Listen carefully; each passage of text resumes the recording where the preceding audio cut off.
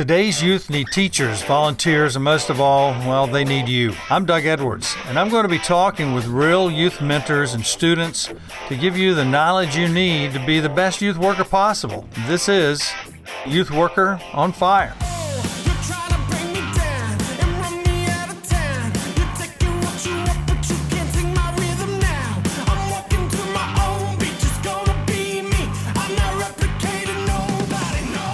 Here's some things that people want to hear about with Youth Worker Nation, some things that kind of get you started, help you understand some things that you can do, some things you need to avoid. One is, what's it like to be a dad? Now, some of you guys, you're just starting out. You probably aren't even dating. Nobody wants you, at this point. That's okay. You'll get over it. Somebody will want you eventually. But if you end up getting married or something, you have children like I did, and you're still doing youth ministry or student ministry, or you're coaching or teaching as well, you'll find that a lot of your time is divided. So what do you do? What's it like to be a dad or a mom while you're doing student ministries? And one thing is this.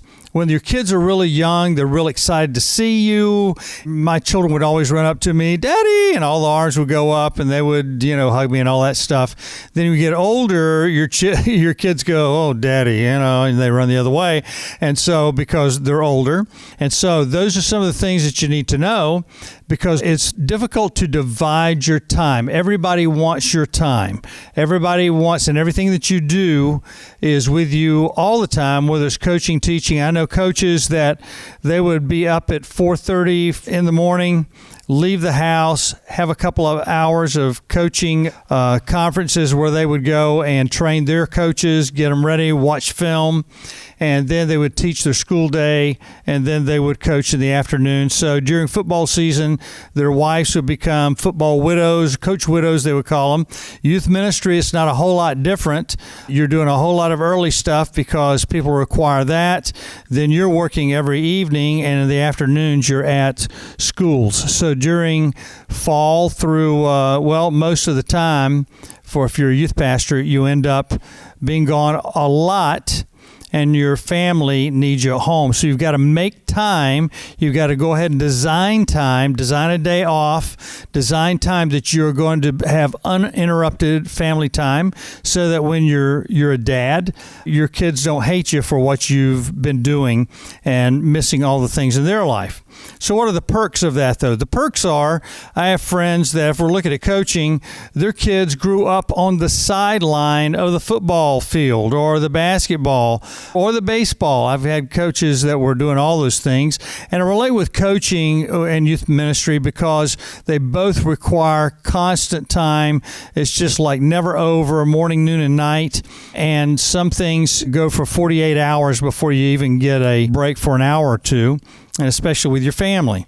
So the perks are, your children get to grow up knowing how to be a part of big crowds, knowing how to become a leader and leadership. They're watching it firsthand. My kids got to go to the mountains when they were elementary school. Sometimes I would just grab one and say, hey, we're taking these teenagers.